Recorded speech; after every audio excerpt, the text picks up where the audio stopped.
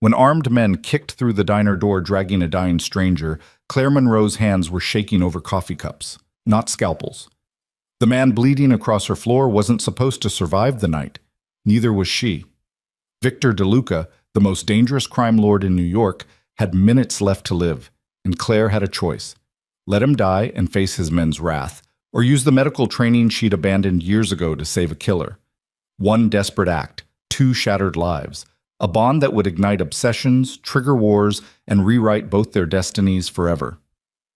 Before we begin this story, I'd love to know how far my tales travel. Drop a comment with your city below, and if you're ready for a story about danger, obsession, and impossible choices, hit that like button. Now, let's dive in. Chime. The rain hit New York like bullets that November night, turning the streets into rivers of reflected neon and washing the blood from the sidewalks before anyone could ask whose it was. Claire Monroe watched it stream down the diner windows, each drop catching the red glow of the corner bodega sign, and she thought about endings, about how some nights felt like the universe was trying to tell you something, whispering in the language of storm drains and distant sirens that your life was about to split clean in two. She was 28 years old and waiting tables at the Moonlight Diner on the corner of Amsterdam and 168th, serving coffee to insomniacs and scrambled eggs to cab drivers who'd given up on going home. The fluorescent lights hummed their monotonous song. The cook had left at 11. The last customer had paid his check at 11:47. Now it was 12:23 a.m., and Claire was alone with the coffee pot and the kind of silence that made you think too much. Her reflection stared back from the darkened windows, brown hair pulled into a ponytail, tired green eyes, the same stained apron she'd been wearing since her shift started 8 hours ago. She looked exactly like what she was, a woman who'd made all the wrong choices and was still paying for them, one $6 tip at a time. The medical textbooks were still in a box under her bed. She hadn't opened them in 3 years, not since she'd walked away from her surgical residency at Mount Sinai with 18 months left and a mountain of student debt that would follow her to the grave. Her attending physician had been very clear about her prospects. You walk away from this, Monroe, and you'll never practice medicine in this city again. Maybe not anywhere. She'd walked anyway. Some mistakes you made with your eyes wide open. Claire was refilling the sugar dispensers when the black SUV pulled up outside. She noticed it because nothing good ever arrived in a vehicle like that after midnight. The windows were tinted dark enough to be illegal, and it sat there idling in the rain, engine running, wipers cutting precise arcs across the windshield. Her hand tightened around the sugar container. The diner's location wasn't accidental. This neighborhood saw its share of trouble. Mostly she kept her head down and served whoever walked through the door without asking questions. The trick to surviving in this part of the city was knowing when to look and when to forget you'd seen anything at all. The SUV's passenger door opened first. A man stepped out, and even through the rain-streaked window, Claire could tell he was someone's muscle. Expensive suit, wrong build for a businessman. He scanned the street with the practiced efficiency of someone trained to spot threats, then opened the rear door. What happened next would replay in Claire's mind for years, in perfect slow-motion detail. 2 more men emerged from the vehicle, supporting a third between them. The third man wasn't walking so much as being dragged, his expensive shoes scraping across the wet pavement, his head lolling forward. Even from inside the diner, Claire could see the dark stain spreading across his white shirt, visible beneath his open coat. Blood. A lot of it. "No," she whispered to the empty diner.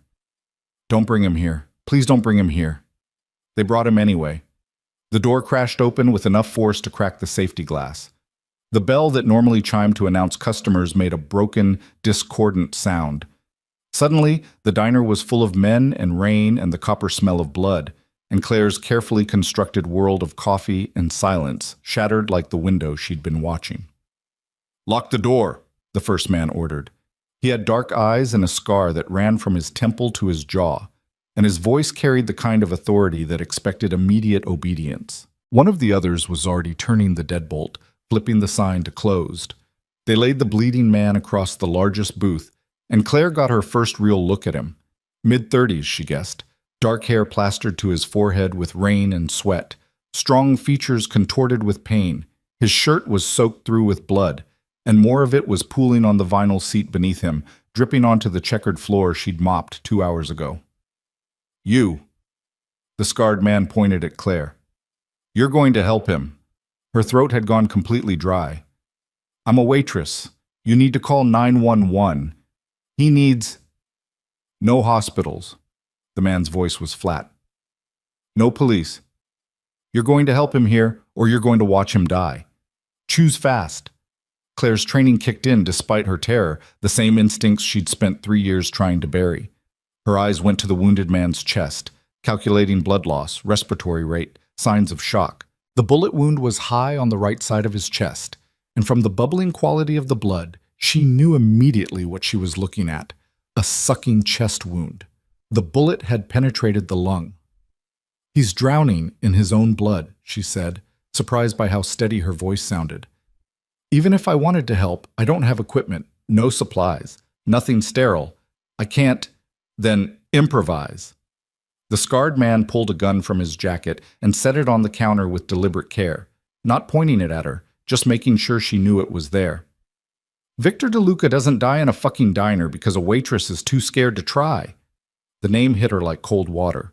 Victor DeLuca. She'd heard it before, whispered in the same tones people used for natural disasters and terminal diagnoses.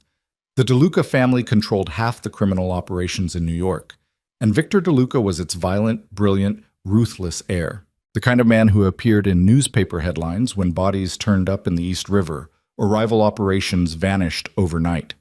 And he was dying on her booth, bleeding out while his men watched her with eyes that promised she'd join him if she failed. Claire's hands were shaking as she moved closer. Up close, she could see Victor's face was gray, his lips tinged blue. His breathing was rapid and shallow, each inhale making a wet, rattling sound that meant his lung was filling with blood. He had minutes, maybe. Definitely not long enough to argue. "What's your name?" she asked the scarred man. "Marco." "Marco, I need supplies. There's a pharmacy 2 blocks from here, still open. I need..." She rattled off a list, her medical training flooding back despite her terror. Chest tubes she wouldn't have, but there were alternatives. Improvisation. The kind of desperate field medicine she'd only read about in trauma textbooks. "And I need vodka, the strongest you can find. Multiple bottles." Marco dispatched one of his men with a gesture. The guy was out the door and gone in seconds. Claire turned back to Victor. His eyes were closed now, his breathing getting worse. She'd spent 18 months in surgical residency, most of it in the ER, and she'd learned to read the signs. He was circling the drain, shutting down system by system. "Can you hear me?" she asked, leaning close. His eyes opened. They were dark brown, almost black, and even through the pain and the blood loss, they were startlingly aware. Intelligent. He studied her face with an intensity that should have been impossible for someone dying. "What's your name?" His voice was barely a whisper, each word clearly costing him. "Claire. Claire." He repeated it like he was memorizing it. "You're going to save me." It wasn't a question. Despite everything, the bullet in his chest, the blood soaking through his clothes, the fact that he was minutes from death, Victor DeLuca stated it as simple fact, as if his will alone could rewrite biology. "I'm going to try," she said. "But I need you to stay conscious. Can you do that?" His lips curved in something that might have been a smile. Harder to die than to stay awake. The other man returned with supplies in a grocery bag, dumping everything on the counter. Claire moved fast, her training overriding her fear. She grabbed the vodka first, dousing her hands, then started laying out what she'd need. Plastic tubing, duct tape, a box cutter from under the register. Absolutely none of this was sterile, and everything about what she was about to do violated every principle of modern medicine. But modern medicine required hospitals and operating rooms and things these men clearly couldn't risk. Marco watched her with those dark, measuring eyes. "You done this before?" "Read about it." Claire's hands moved with precision, tearing open packages. "Never actually performed the procedure. First time for everything." There was no comfort in his voice, just cold pragmatism. Claire positioned herself next to Victor. His shirt was ruined anyway, so she grabbed the fabric and ripped it open, exposing his chest. The bullet wound was exactly where she'd thought, just below the collarbone on the right side. Blood bubbled with each shallow breath. "This is going to hurt," she told him. "I don't have anything for the pain." Victor's eyes met hers. "Do it." She cleaned the area as best she could with vodka-soaked gauze, then made a small incision between his ribs with the box cutter.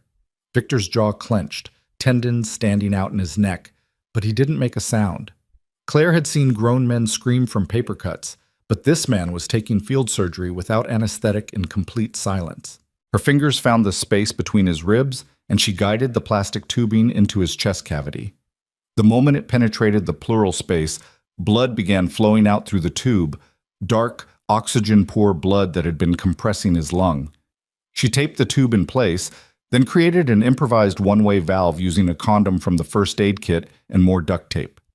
It was crude, unsophisticated, and would make any real surgeon weep. But as she worked, she could see Victor's breathing starting to ease. The tube was draining the blood from his chest cavity, allowing his lung to reinflate. "It's working," Marco said, surprise evident in his voice. Claire wasn't ready to celebrate. The tube would buy time, but Victor had lost a massive amount of blood. He needed surgery, antibiotics, a transfusion. What he had was a waitress with shaking hands and a diner full of criminal enforcers. She packed the bullet wound itself with gauze soaked in vodka, primitive but better than nothing, and taped it down. Then she elevated his legs using booth cushions, trying to keep blood flowing to his vital organs. "He needs a hospital," she said again, even though she knew it was pointless. "No hospitals." Marco's tone left no room for argument. "We have a doctor, private. He'll be here in 20 minutes. 20 minutes? Victor needed to survive 20 more minutes. Claire checked his pulse. It was rapid and thready, but it was there. His color was marginally better, the blue tinge fading from his lips. The chest tube continued to drain blood into an improvised collection system she'd rigged from plastic containers. "Stay with me," she murmured, keeping her fingers on his pulse point. It was the same thing she used to say to patients in the ER when she'd still had the right to call herself a doctor. "Just stay with me." Victor's eyes opened again. Despite everything, despite the bullet and the blood loss and the makeshift surgery, his gaze was clear and focused entirely on her. "Thank you," he whispered. 2 words. Simple. But the intensity behind them made something twist in Claire's chest. "Don't thank me yet," she said. "You're not out of danger." Already knew. That. His hand moved, fingers brushing against hers. His skin was cold, clammy. Different danger. Now. She didn't understand what he meant, and she didn't have time to ask. The next 15 minutes were spent monitoring his vitals with nothing but her fingers and her training, checking the chest tube, making sure he didn't crash. Marco and his men stood guard, watching both the street and Claire with equal vigilance. The private doctor arrived in a sedan carrying a proper medical bag. He was older, 60s maybe, with the steady hands of someone who'd done this kind of work before. He took one look at Claire's improvised chest tube and raised his eyebrows. "Where did you train?" "Mount Sinai. Surgical residency. I left before finishing." He nodded slowly, examining her work. "This is excellent field medicine. You saved his life." The words should have felt like a victory. Instead, they felt like a noose tightening. The doctor set up a proper IV, started fluids and antibiotics, stabilized Victor for transport. He worked quickly and efficiently, asking Claire questions about the timeline, the patient's responses, the amount of blood loss. She answered on autopilot, her mind still trying to process what had just happened. "We're moving him," Marco announced. "Thank you for your help." Claire nodded, not trusting her voice. She watched as they carefully transferred Victor to a stretcher, the doctor monitoring him every step. Victor's eyes were closed now, the immediate crisis past, sedation taking hold. At the door, Marco paused. He pulled out a thick envelope and set it on the counter. "For your trouble," he said, "and for your silence." Claire stared at the envelope. She didn't need to open it to know there was more money inside than she made in 6 months of waiting tables. "I don't want—" "It's not a request." Marco's voice was gentle, but firm. "You helped him. That means you're protected now. But it also means you keep this night to yourself. Understand?" She understood. She'd just saved the life of one of the most dangerous men in New York, and whether she wanted it or not, that created a connection, an obligation, a debt that ran both ways. They left, and suddenly the diner was empty again. Just Claire and the blood on the floor and the envelope full of money. She should have called the police, should have reported the whole thing. But as she stood there in the fluorescent light, listening to the rain, Claire knew she wouldn't. Partly because she was terrified of what Marco's people would do, but mostly because of the way Victor had looked at her in those final moments before the sedation took him under, like she was something precious he'd found in the darkness. It took her 2 hours to clean up the blood. She used bleach and hot water, scrubbing the vinyl booth until no trace remained. She threw away the box cutter, the bloody gauze, everything contaminated. The money she tucked into her apron pocket, not ready to think about what accepting it meant. By the time she locked up at 4 a.m., the rain had stopped. The streets were washed clean, and the sky was starting to lighten at the edges. Claire walked to the subway station on legs that felt like water, rode the train to her tiny apartment in the Bronx, and sat on her bed without turning on the lights. Her hands had finally stopped shaking. She'd saved a man's life tonight, used skills she'd thought she'd abandoned forever. For those frantic minutes, she'd been Dr. Monroe again instead of just Claire the waitress. It had felt like coming home to a house she'd thought was burned to the ground. But she'd also just entangled herself with the DeLuca crime family in a way that couldn't be undone. Victor DeLuca knew her name, knew her face, knew she'd held his life in her hands. Claire pulled out the envelope and counted the money. $20,000. More than enough to make a fresh start somewhere else. Enough to disappear if she was smart about it. She could be on a bus to anywhere by morning, could leave New York and Victor DeLuca and the memory of blood on diner floors behind. Instead, she put the money in her drawer and lay down on her bed, still wearing her blood-stained clothes.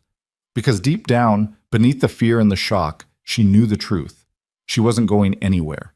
Some part of her wanted to know what happened next, wanted to see if Victor DeLuca survived, wanted to understand why 2 words of thanks from a dying criminal had felt more meaningful than anything she'd experienced in years. Outside her window, the city was waking up. Somewhere out there, Victor DeLuca was fighting for his life in a private facility with real doctors and proper equipment.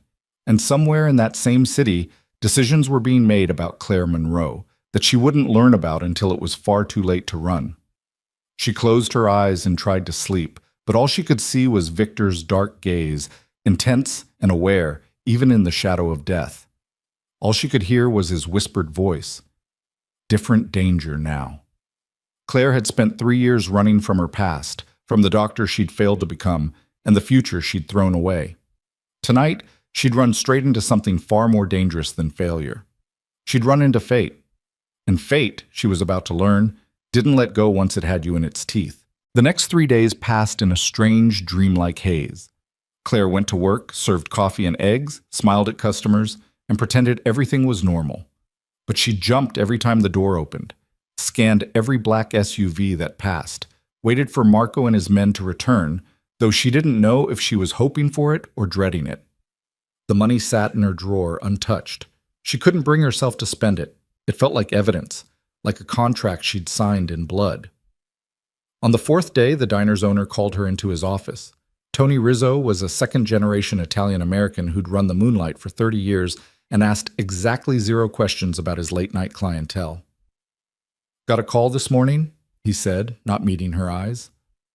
"From a lawyer. Says a client wants to buy the diner. Offered 3 times what it's worth." Claire's stomach dropped. "Tony, I'm selling," he continued, "and the new owner wants to keep you on.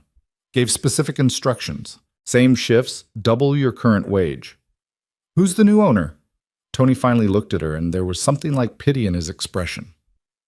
"Didn't ask. Advice? Don't you ask either." She understood. Victor DeLuca, or someone working for him, now owned the diner where she worked, owned her workplace, had just made it impossible for her to leave without his permission. The message was clear.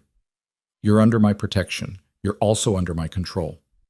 Claire should have been furious, should have quit on the spot.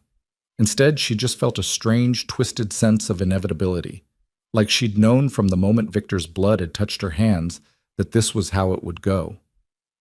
That night, she worked her shift in the newly acquired diner, serving the usual customers, and tried not to think about the fact that she was now, technically, employed by a crime lord. The pay increase was substantial enough that she could start paying down her student loans, could maybe, eventually, afford to think about her future again, if she survived long enough to have one. The clock struck midnight. Claire was wiping down the counter when the door opened and Marco walked in, alone this time. He sat at the counter and waited for her to pour him coffee. She suspected he had no intention of drinking. "He wants to see you," Marco said without preamble. Claire's hands tightened on the coffee pot. "Is he alive, recovering, asking for you every day since he woke up?" Marco studied her face. "You saved his life. He doesn't forget things like that." "I was just doing what anyone would do." "No." Marco's voice was flat. "Most people would have let him bleed out. Would have called the cops the second we left. You didn't. That means something to him." "What does he want?" "To thank you properly. To talk." Marco slid a card across the counter. An address in Manhattan. "Tomorrow, 8 p.m. Car will pick you up." "And if I say no?" Marco's expression didn't change. "Do you really think that's an option?" No, she didn't. Claire took the card, feeling the weight of inevitability settle heavier on her shoulders. "He's not going to hurt you," Marco added, something almost like reassurance in his voice. "Victor DeLuca doesn't hurt people who save his life, but he does expect gratitude to be acknowledged. On both sides." After Marco left, Claire stared at the address on the card, an upscale building in Midtown, the kind of place she'd never been inside, where doormen wore uniforms and the lobby probably had marble floors. She should throw the card away, should ignore the summons and hope they'd just let her disappear into obscurity. But Claire had learned something about herself that night in the blood-soaked diner. She wasn't good at walking away. Not from medical school, not from impossible situations, and apparently not from dangerous men who looked at her like she'd hung the stars.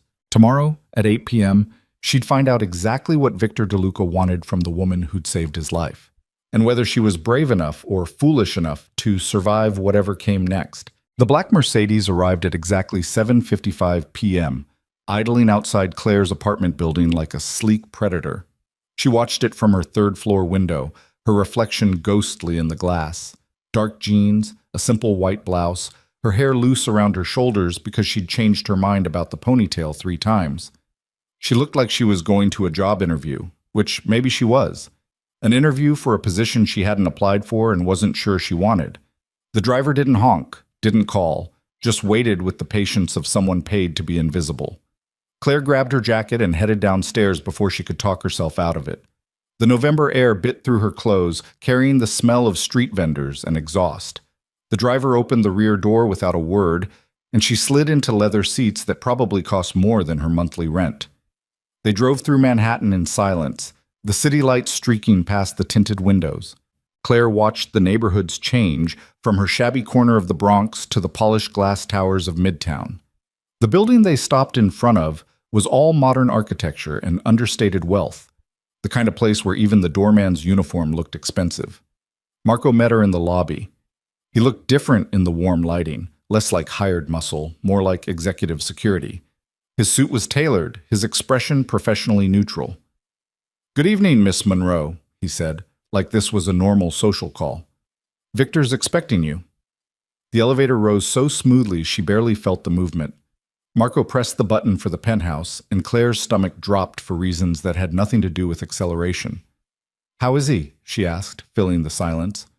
"Recovering well? You did remarkable work under impossible circumstances."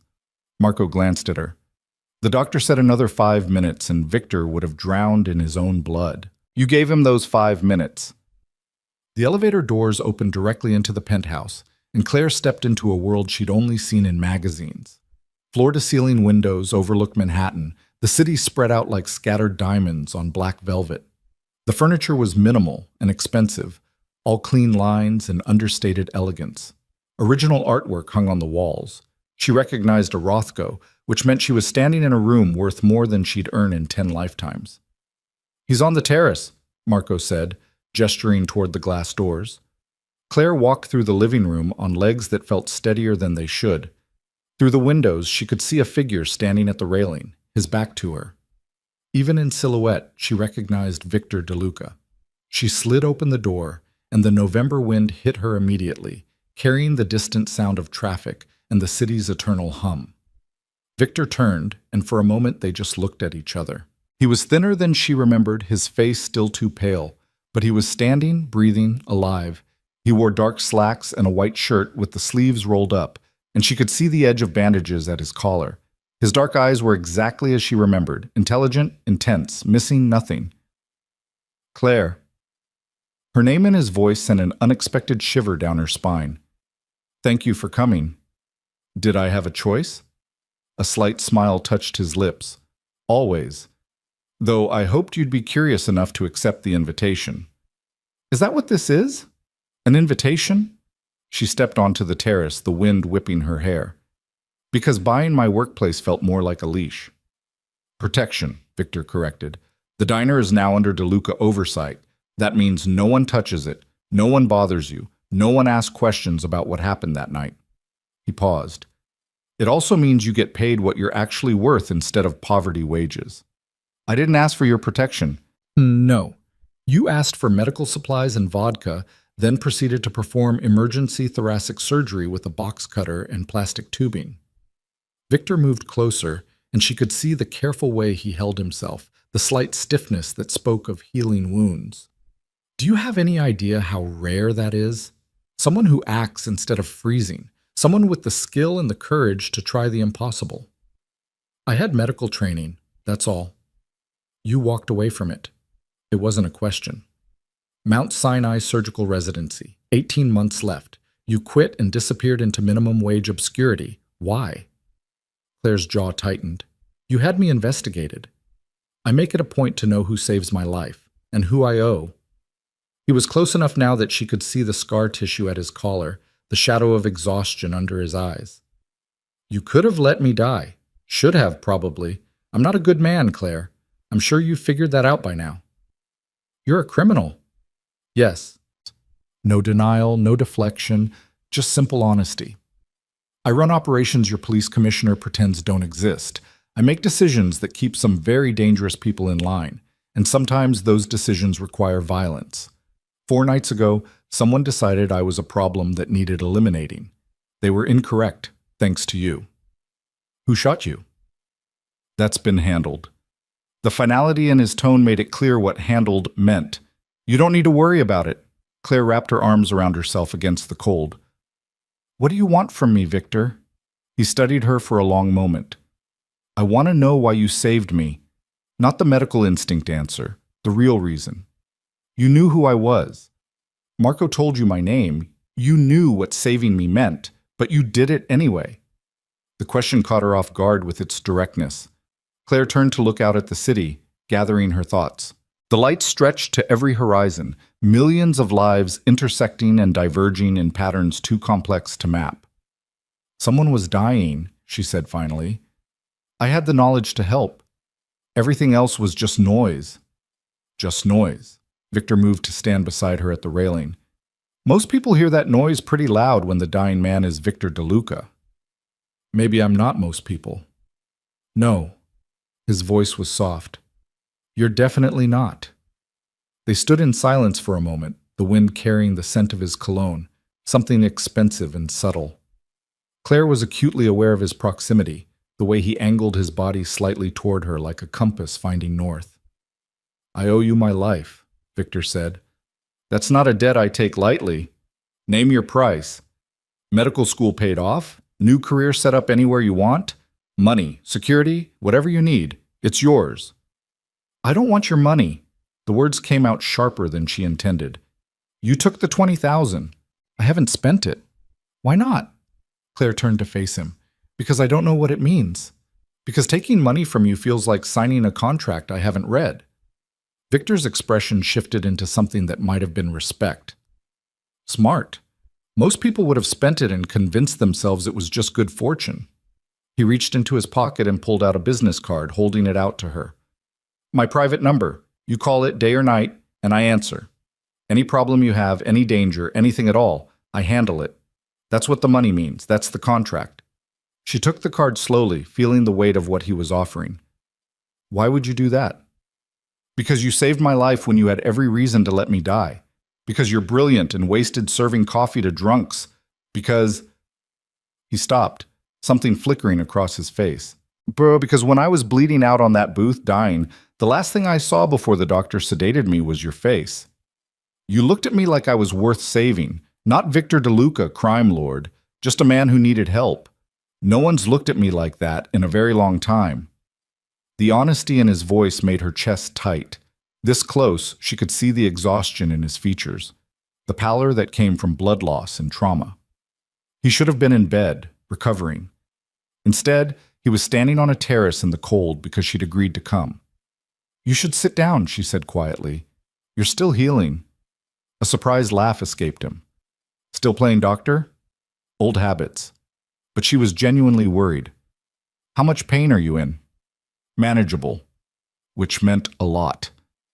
The doctor says I'll make a full recovery, thanks to your improvised chest tube buying me time.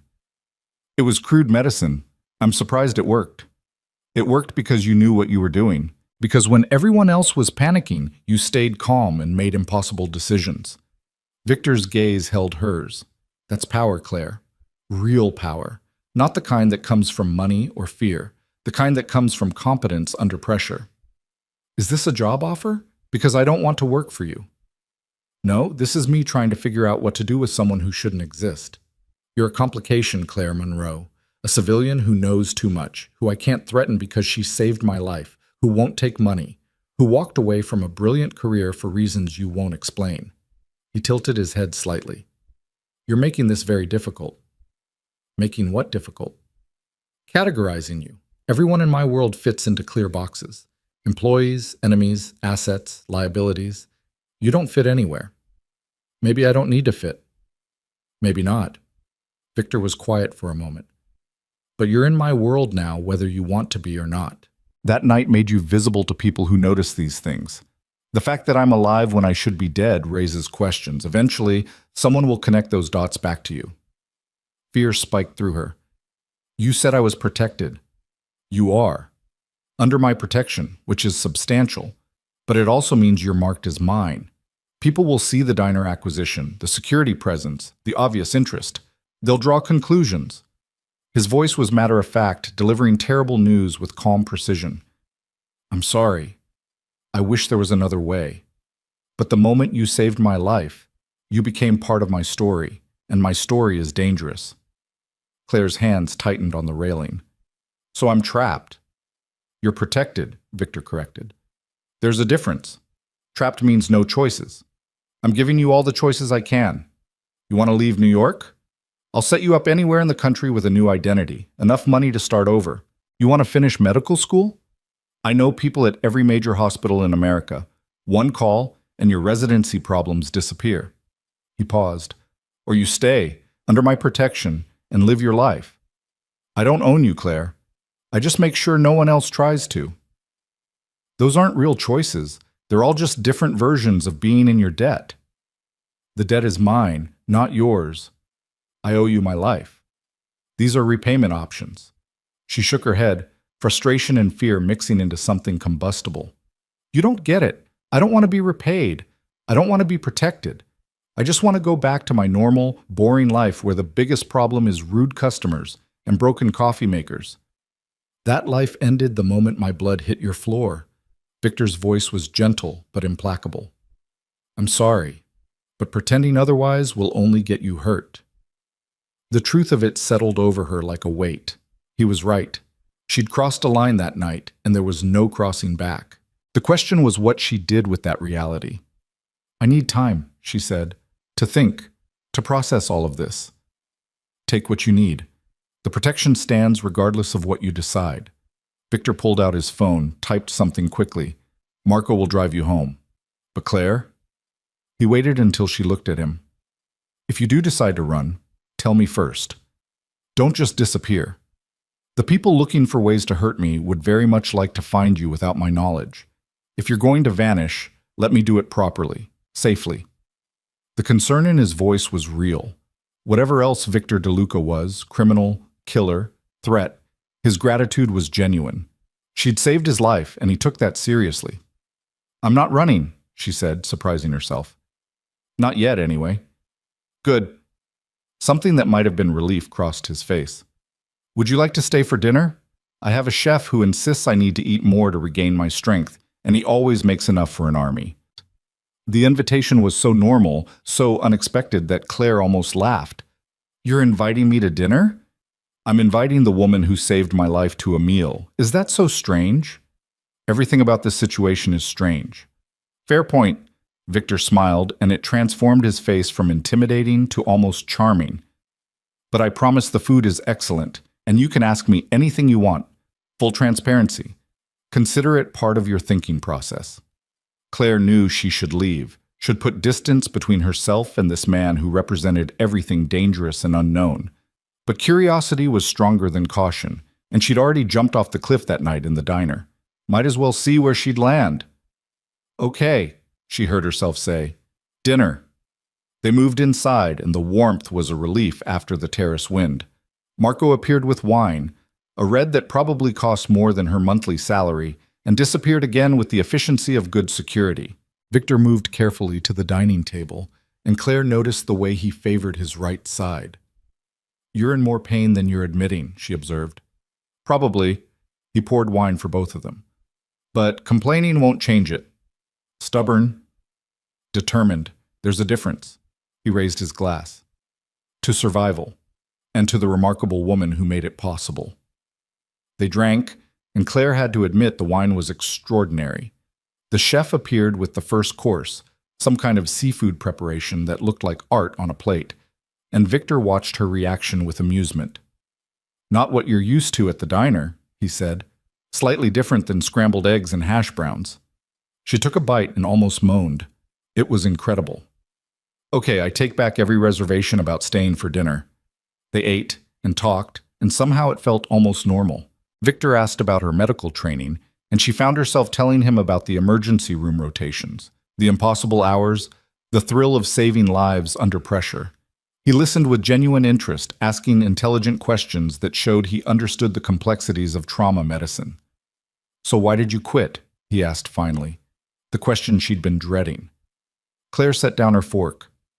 There was a patient, 16 years old, car accident, massive internal injuries. I was assisting on the surgery and I made a call, a good call, the kind that should have saved his life. But my attending physician disagreed, overruled me, did it his way.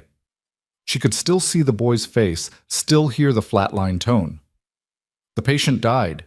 My way might not have saved him either, but his way definitely didn't. And afterward, when I tried to file a report, tried to question the decision, I was told to shut up and learn my place. So you walked away? So I walked away. Because I couldn't be in a system where ego mattered more than patient outcomes, where hierarchy meant more than being right. She met his eyes. I know how that sounds, idealistic and naive, but I couldn't stay. Couldn't watch it happen again and pretend it was okay. Victor was quiet for a moment. That's not naive. That's having principles and the courage to stand by them. Most people just learn to compromise until they can't remember what they believed in the first place. You sound like you speak from experience. I do. This life, he gestured vaguely at the penthouse, at everything it represented. It wasn't my first choice, but it was the choice that made sense when all the legitimate paths were blocked by people who cared more about their power than doing what was right. So I built my own path. It's not legal, and it's not clean, but it's mine. And how many people have died for your path? The question was blunt, maybe too blunt, but Victor didn't flinch, more than I can count. Some because they threatened what I protect. Some because mercy would have meant weakness. Some because in this world, hesitation gets you killed. He met her gaze steadily. I won't lie to you, Claire. I'm not a good man. I've done terrible things for reasons that made sense at the time. But I don't kill without cause, and I don't target innocents. There are rules, even in my world, lines I won't cross. And if someone crosses those lines, then I remind them why the lines exist. His voice was cold, and for a moment she saw the man his enemies feared. Then it passed, and he was just Victor again, pale and healing, and somehow vulnerable despite everything. I'm a monster by most people's standards. I understand if that changes how you see me. Claire considered him. The man who'd been dying on her booth, who'd whispered her name like a prayer. The crime lord who'd bought her workplace to protect her. The person sitting across from her now, offering honesty instead of pretty lies. "I think," she said slowly, "that you're more complicated than monster or saint. And I think you've built a life where those are the only two options people see." "And what do you see?" "Someone who takes debts seriously. Someone who's survived by being harder than his enemies. Someone who's—" She stopped, unsure how to finish. "Lonely?" Victor supplied. "You can say it. It's true." The admission surprised her. "I wouldn't think Victor DeLuca has any trouble finding company." "Company, no. Someone who sees past the name and the reputation and the fear?" He shook his head. "That's considerably rarer. Most people are too terrified or too greedy to be real with me. You're the first person in years to tell me I should sit down because I'm in pain. The first to argue with me instead of just agreeing to everything I say. Maybe you need people to argue with you more." "Maybe I do." His smile was genuine. "You're good at it." They finished dinner over easier conversation. Books they'd read, places they'd traveled, the strange, small details that made people human. Victor was well-read and surprisingly funny when he relaxed, and Claire found herself laughing more than she had in months. It was easy to forget in these moments exactly who she was having dinner with. Marco appeared as they finished dessert. "Sir, you have a call. It's urgent." Victor's expression shifted immediately, the pleasant dinner companion replaced by something colder and more focused. "I need to take this." "Claire, I'm sorry." "It's fine. I should probably get home anyway." She stood, and Victor rose with her, moving to grasp her hand. "Thank you for coming tonight, for giving me a chance to explain." His thumb brushed across her knuckles, and the touch sent electricity up her arm. "I meant what I said. You have my number. Use it if you need anything at all." "I will. And Victor?" She squeezed his hand gently. "Take care of yourself. Actually rest and heal instead of pretending you're fine." "Yes, doctor." But there was warmth in his voice, something almost affectionate. Marco drove her home through the quiet streets, and Claire stared out at the passing city, her mind churning. She should be terrified, should be planning her escape.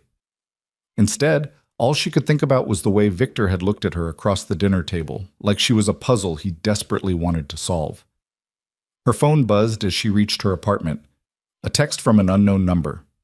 "Thank you for tonight. Sleep well. V." She saved the number and climbed the stairs to her apartment, feeling like she'd just stepped off a cliff and discovered she could fly. The next 2 weeks passed in a strange new rhythm.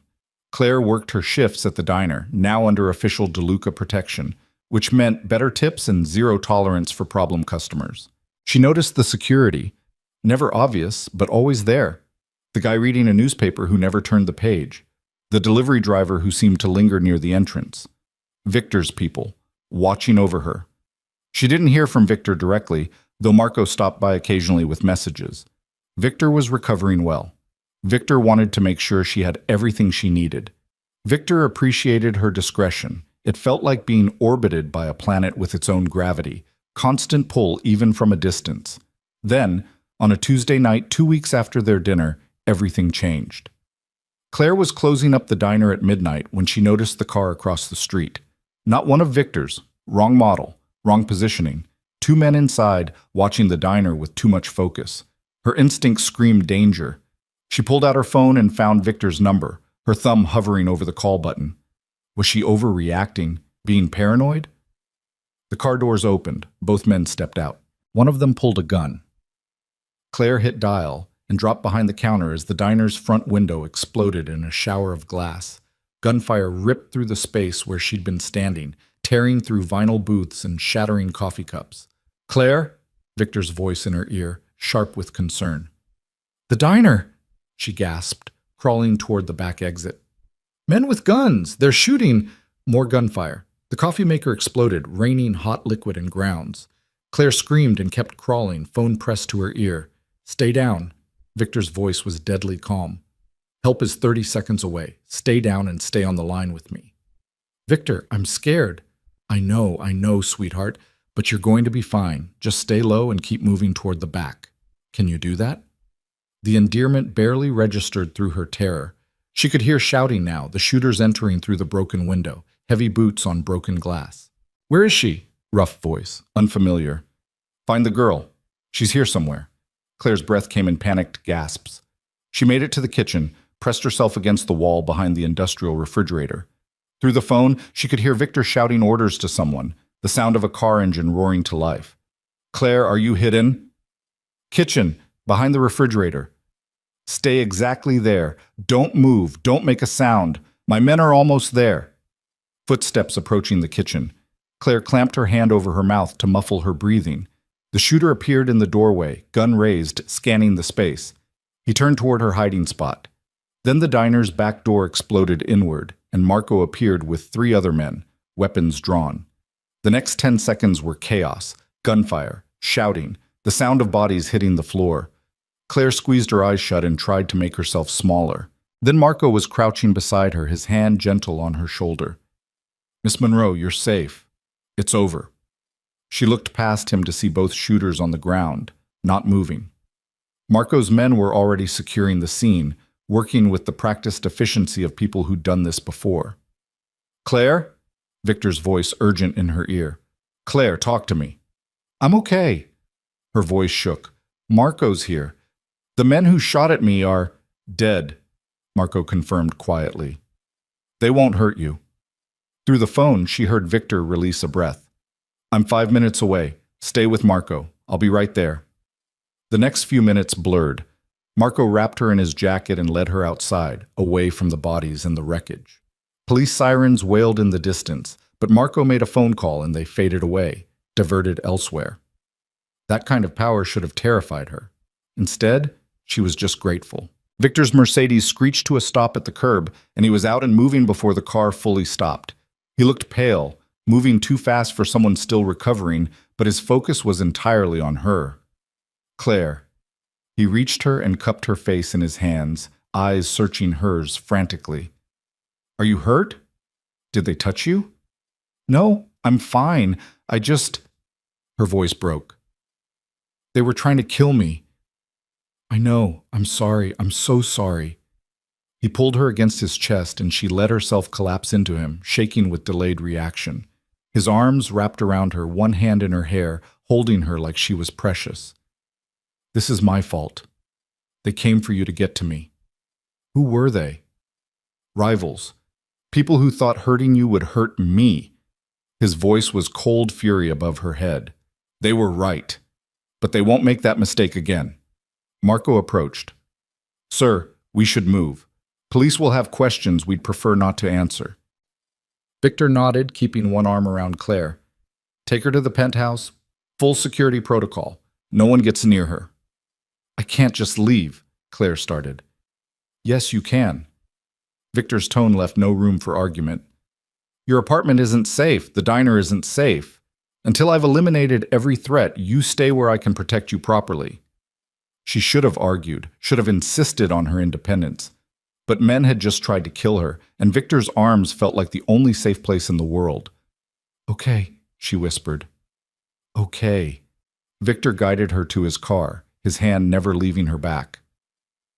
As they drove through the night toward his penthouse, toward the protection of his world, Claire realized the truth with crystal clarity. There was no going back now. She wasn't just connected to Victor DeLuca anymore. She was his to protect, his to guard. And from the fierce, possessive way he held her hand in the darkness, she suspected that meant she was his in ways neither of them were quite ready to admit. The penthouse felt different at 2 a.m, all shadows and city lights filtering through the floor-to-ceiling windows. Claire sat on Victor's leather couch, wrapped in a blanket Marco had provided, still wearing her blood-stained work clothes, still shaking despite the warmth. Victor paced in front of the windows like a caged predator, phone pressed to his ear, his voice low and deadly as he issued orders to people whose names Claire didn't know and probably didn't want to. "I want every single person who knew about the diner identified by morning," he said, his back to her. "Every rival family, every independent operator who might have thought this was an opportunity. And I want to know who gave the order." He paused, listening. "I don't care if it starts a war, Marco. They shot at her. In my establishment, under my protection. That requires an answer written in blood." Claire pulled the blanket tighter, the reality of what had just happened settling over her in waves. Men had tried to kill her tonight. Would have succeeded if she hadn't called Victor, if his security hadn't been close enough to respond. She kept seeing the shooter's face as he'd turned toward her hiding spot, the cold calculation in his eyes as he'd raised his gun. Victor ended the call and turned to her, his expression shifting from cold fury to something gentler. He crossed the room and crouched in front of her, his hands careful on her knees. "How are you holding up?" he asked quietly. "I don't know." Her voice sounded distant to her own ears.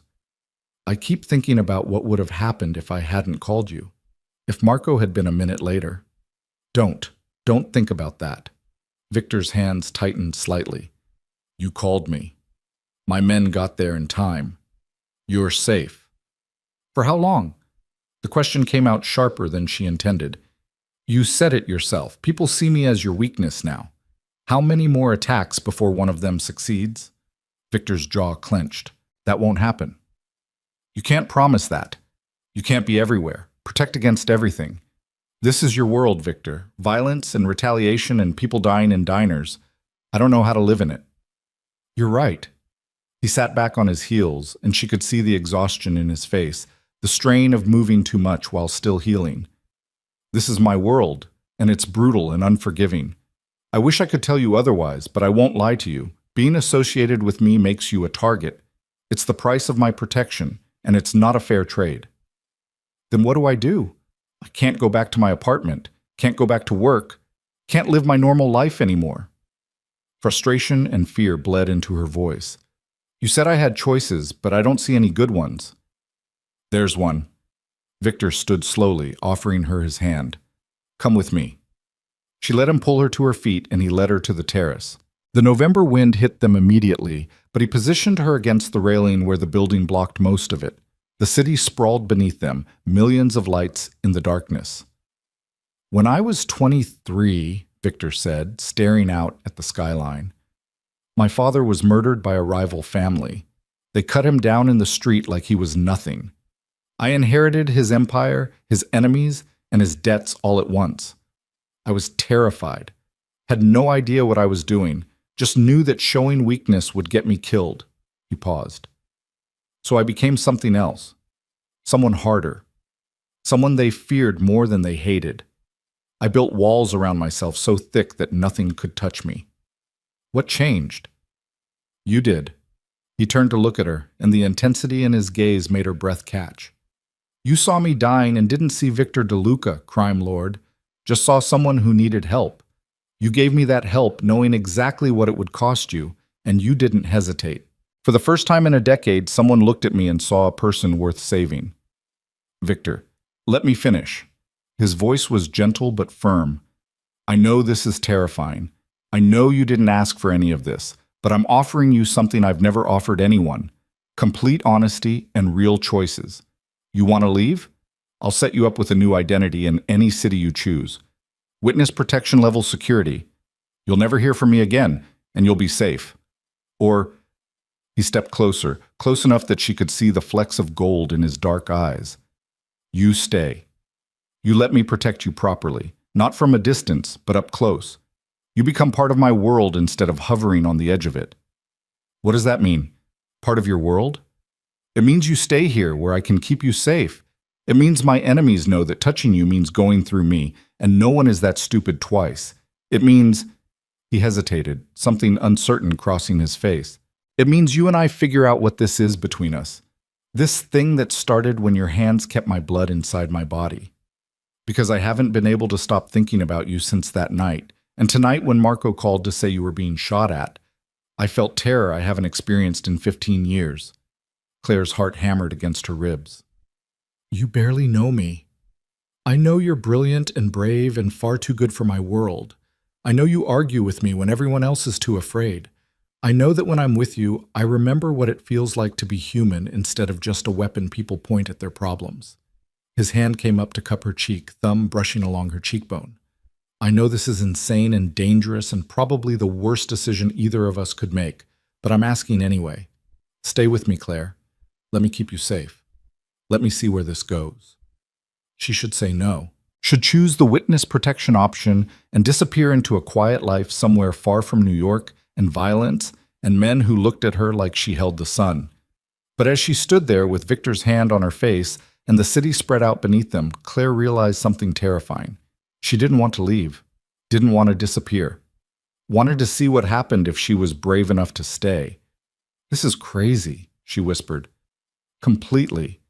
His lips curved into a slight smile. "Is that a yes?" "I need ground rules. If I stay, we do this my way in some things." "Such as?" "I'm not some possession you get to control.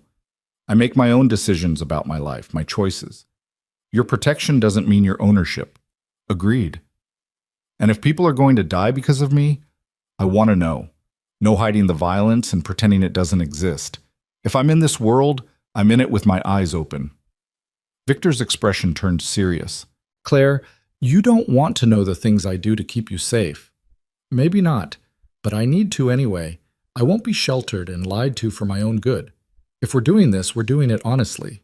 He studied her for a long moment, and she could see him weighing her request against his instincts to protect. Finally, he nodded. "Okay, honesty, even when it's ugly." "Then yes."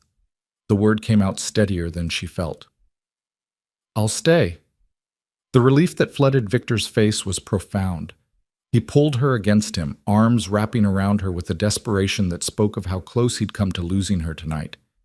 Claire let herself lean into him, breathing in his scent, feeling his heartbeat against her cheek. For someone so dangerous, he held her like she was made of glass.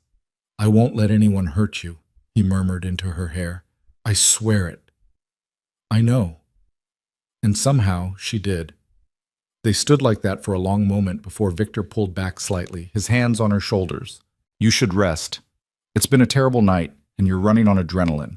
There's a guest room set up, everything you need." Claire nodded, suddenly aware of how exhausted she was. Victor guided her inside and down a hallway to a bedroom that was bigger than her entire apartment. The bed looked impossibly soft, and there were clothes laid out, simple things in her size that Marco must have arranged. "How did you know my size?" she asked. "I pay attention." Victor's smile was slight. "Sleep as long as you need. We'll talk more in the morning about security arrangements and what happens next." He turned to leave, but Claire caught his hand. "Victor, thank you for coming tonight, for keeping me safe." His fingers laced through hers, and he raised her hand to his lips, pressing a kiss to her knuckles that sent heat flooding through her. "Always, for as long as you'll let me." Then he was gone, and Claire was alone with the enormity of what she'd just agreed to. She showered off the night's terror, changed into the soft pajamas someone had provided, and climbed into bed. Sleep should have been impossible, but exhaustion dragged her under almost immediately. She woke to sunlight streaming through unfamiliar windows and the smell of coffee. For a moment, she was disoriented. Then the previous night came flooding back. The shooting. Victor's offer. Her decision to stay. Claire found clothes in the closet, jeans and a sweater that fit perfectly, and made her way to the kitchen. Victor was there, dressed in dark slacks and a button-down, looking far more rested than he had any right to. He was reading something on his tablet, but looked up when she entered. "Good morning," he said, and there was a warmth in his voice that made something flutter in her chest. "Coffee?" "Please." She accepted the cup he poured, noting the way he prepared it exactly how she liked it. "Did you sleep at all?" "A few hours. I had calls to make, arrangements to finalize." He set down his tablet. "We need to discuss security protocols. Marco will be your primary protection when you leave the penthouse, which should be minimal for the next few weeks until we've neutralized the threat." "Neutralized?" Claire sipped her coffee. "That's a nice word for killing people." "You wanted honesty." Victor's tone was matter-of-fact. "Yes. The men who ordered the attack on you will die. So will anyone who helped them.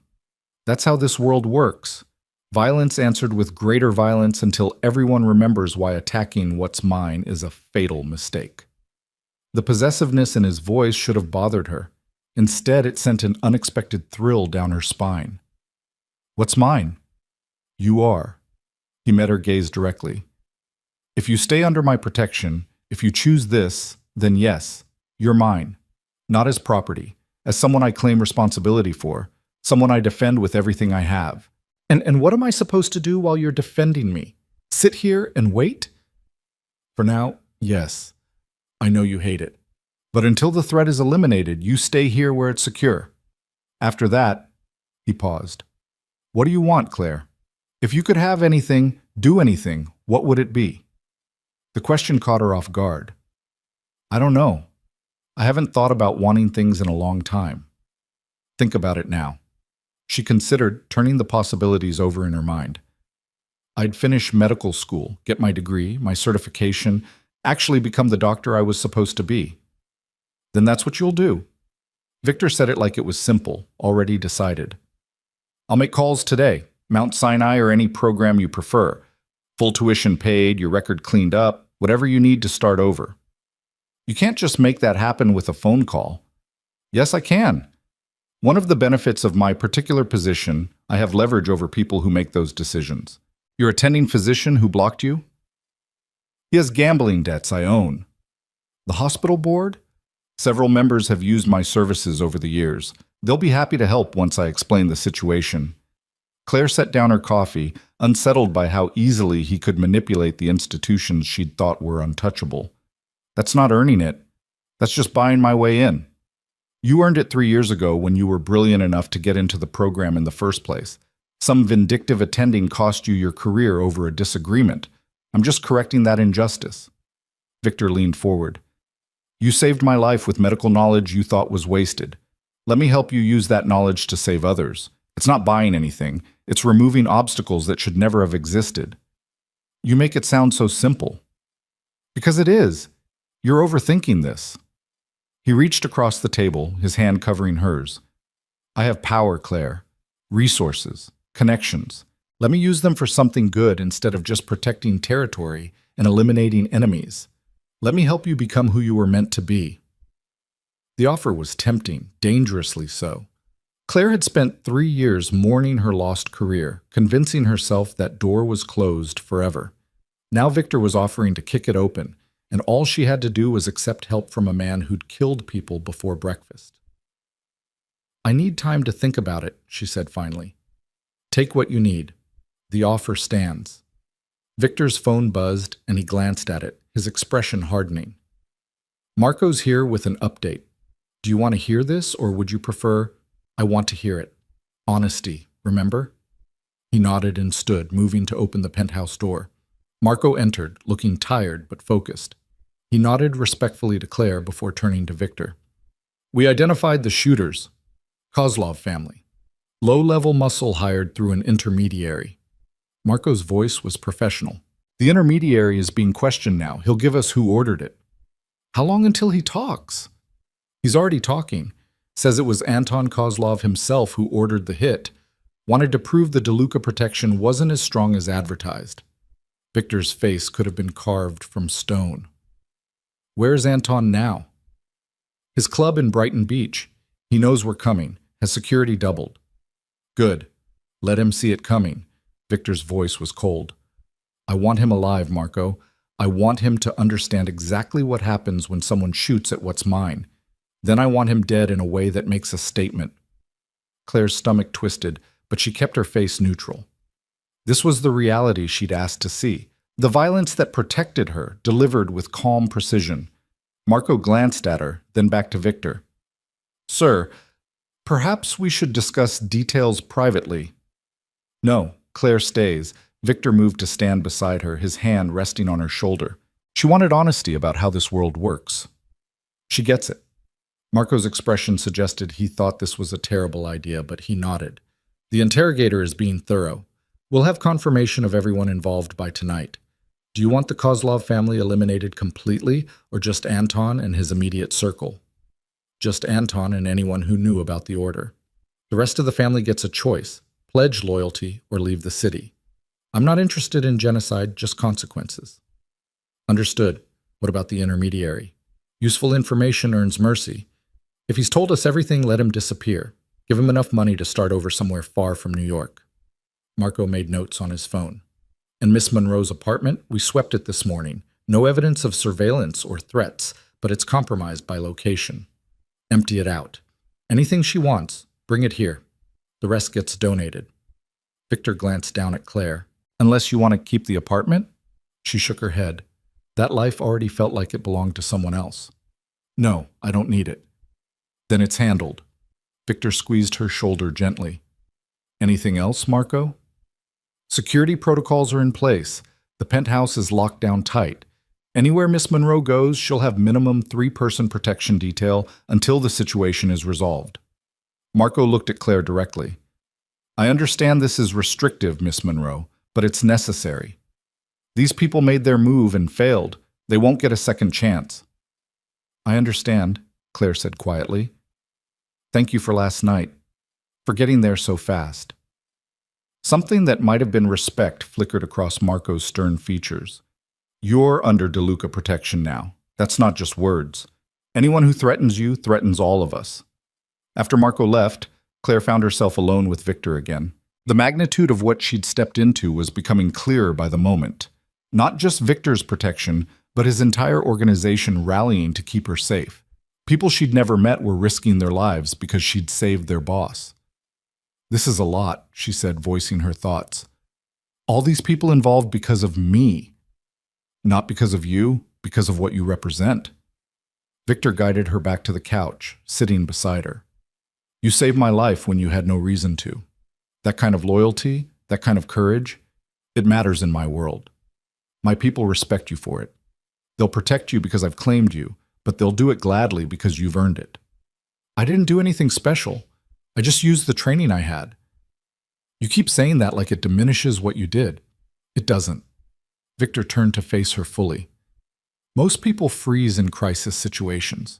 They panic, they run, they make stupid decisions. You stayed calm, made the impossible call, and executed it perfectly. That's not just training, that's character. Claire looked at him, this complicated man who could order deaths with one breath and offer her the world with the next. Why me, Victor? Really, you could have anyone. Women who are beautiful and sophisticated and who fit into your world naturally. Why fixate on a burned-out med student who served you coffee? He was quiet for a moment, considering his answer. When he spoke, his voice was honest in a way that made her chest ache. Because you looked at me like I was worth saving. Because you argued with me at dinner instead of agreeing with everything I said. Because you demanded honesty, even though the truth is ugly. You're real, Claire.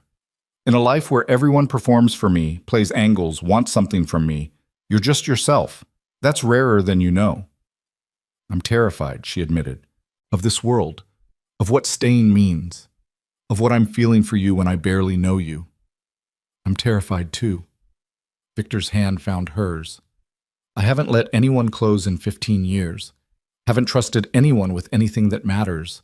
But you walked into my life covered in my blood, and something changed. I can't explain it better than that. They sat in silence for a moment, the enormity of the situation settling around them. Then Victor's phone buzzed again, and the moment broke. He checked it, his expression darkening. The intermediary confirmed everything. Anton Kozlov ordered the hit personally. He stood, his posture changing to something harder. I need to handle this tonight. It can't wait. Claire stood too, fear spiking through her. Handle it how? The way these things are handled, with violence and finality. He cupped her face, his touch gentle despite the coldness in his voice.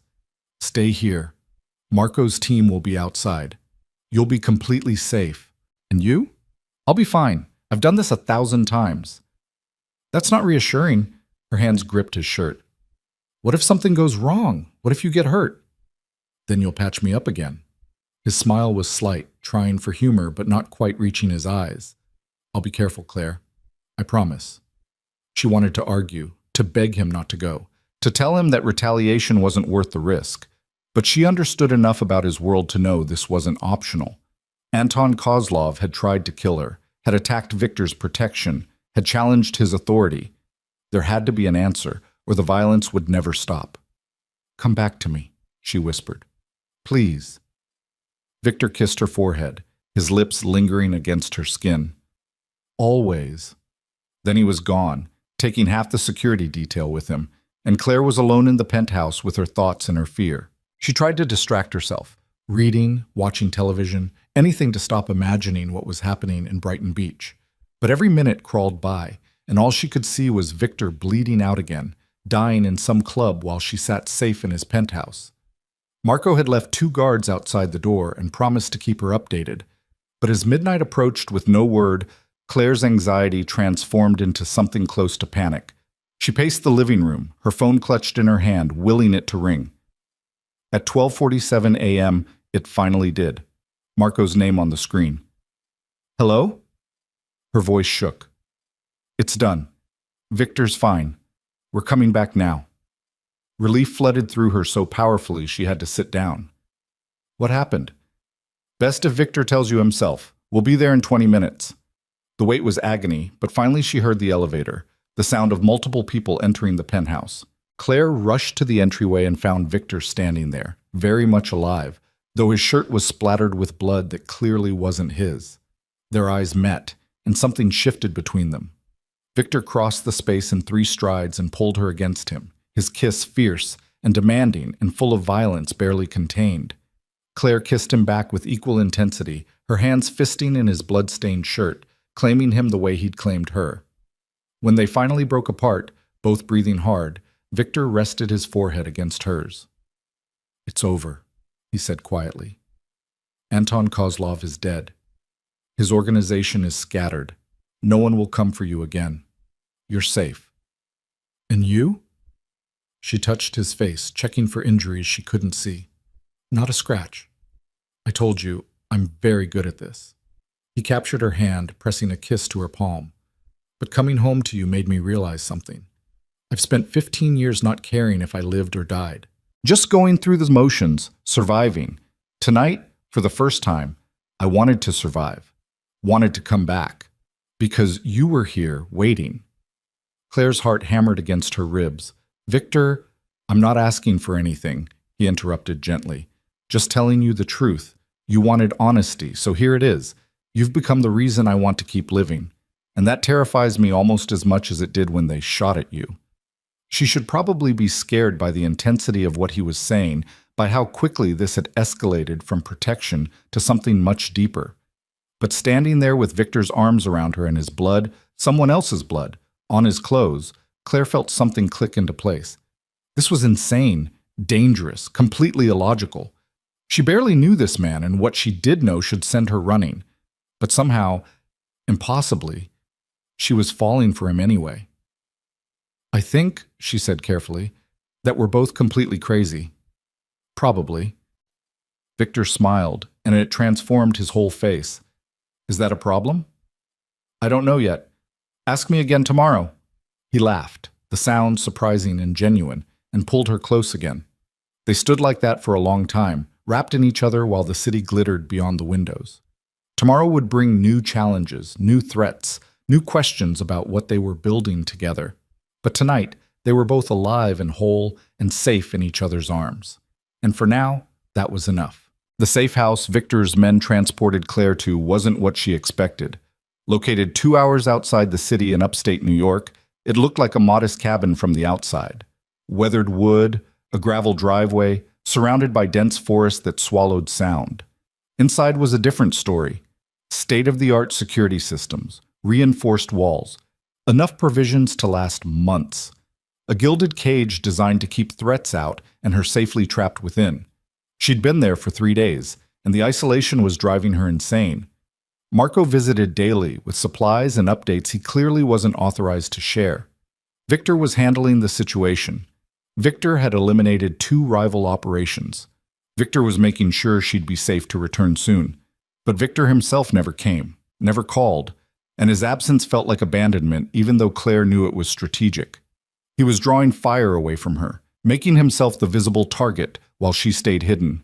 It didn't make her feel less alone. On the 4th morning, Claire was making coffee in the industrial-grade kitchen when she heard vehicles approaching. Multiple engines, moving fast. Her heart seized with panic until she recognized the sound of Victor's Mercedes leading the convoy. She was at the door before Marco could use his key, pulling it open to find Victor climbing out of his car. He looked exhausted, his face drawn with fatigue and something darker. Blood stained his shirt cuff, and there was a cut above his eyebrow that hadn't been treated. "You're hurt," she said, the words escaping before she could think. It's nothing. But he swayed slightly as he approached, and Claire saw Marco move closer, ready to catch him if needed. Inside. Now. She used her doctor voice, the one that expected obedience, and to her surprise, Victor complied. The safe house had a medical kit more comprehensive than most emergency rooms. Claire made Victor sit at the kitchen table while she gathered supplies, her hands moving with the old familiar efficiency of trauma assessment. What happened? She asked, cleaning the cut on his forehead. Found the people who ordered the hit on you. Victor's voice was flat, emotionless. Made sure they understood that was a mistake. How many? Does it matter? Claire met his eyes. How many people did you kill because of me? 7. No hesitation, no sugarcoating. The ones who gave the order, the ones who pulled triggers at the diner, and everyone in between who thought you were an acceptable target. His hand caught her wrist, stopping her ministrations. I'd kill 70 more if that's what it took to keep you safe.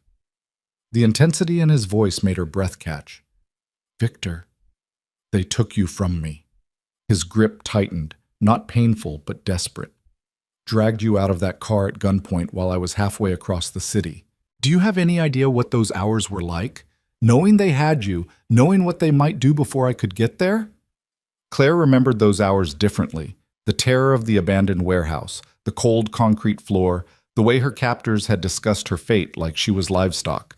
But she also remembered the moment Victor had appeared in the doorway, backlit by muzzle flash and fury, moving through armed men like they were nothing. The absolute certainty in his eyes when he'd reached her. I've got you. You're safe now.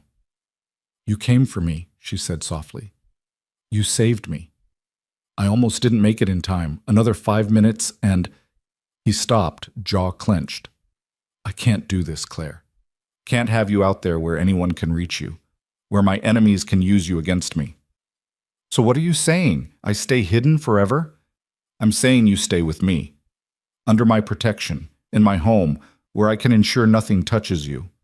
Victor stood, pulling her closer.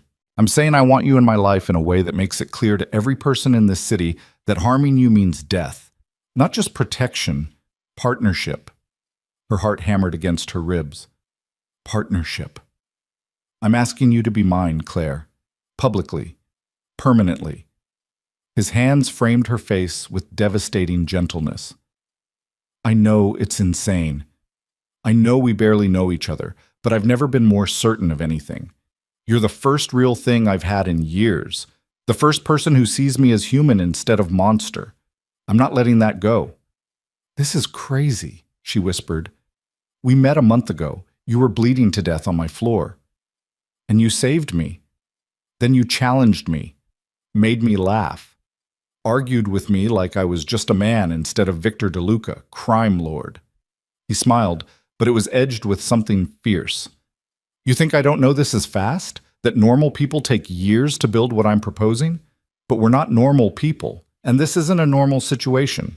From the moment you put that chest tube in my lung, our fates got tangled together. I'm just asking us to stop fighting it. Claire's mind raced. This was insane. Agreeing to tie herself permanently to a criminal, to step fully into his dangerous world, to become his in ways that would mark her forever. Everything rational in her screamed to refuse. But rationality had stopped making sense the night she'd saved his life. What exactly are you proposing? She asked. Marriage. The word hung between them, heavy with implications. You become my wife. That gives you the full protection of the DeLuca name. No one touches you without declaring war on me. You'll have security, resources, freedom within safe parameters. And you'll have me, all of me. My loyalty, my protection, my heart such as it is. And what do you get? You. The one person in this world I trust completely. The woman who saved my life and never asked for anything in return. Someone real to come home to when the rest of my life is blood and lies. His thumb brushed her cheekbone. I won't pretend this is some fairy tale. My world is dangerous. Being my wife means living with that danger. But I swear to you, Claire, I will burn this city to ashes before I let anyone hurt you again.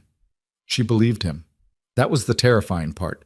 She absolutely believed Victor DeLuca would commit mass murder to keep her safe. I need time to think, she said. Take what you need, but think here, where you're safe. Victor pressed a kiss to her forehead, the gesture so tender it made her ache. I have meetings in the city. Marco will stay with you. Anything you want, anything at all, you tell him. He left with his security team, and Claire was alone again with her thoughts and a proposal that should have horrified her.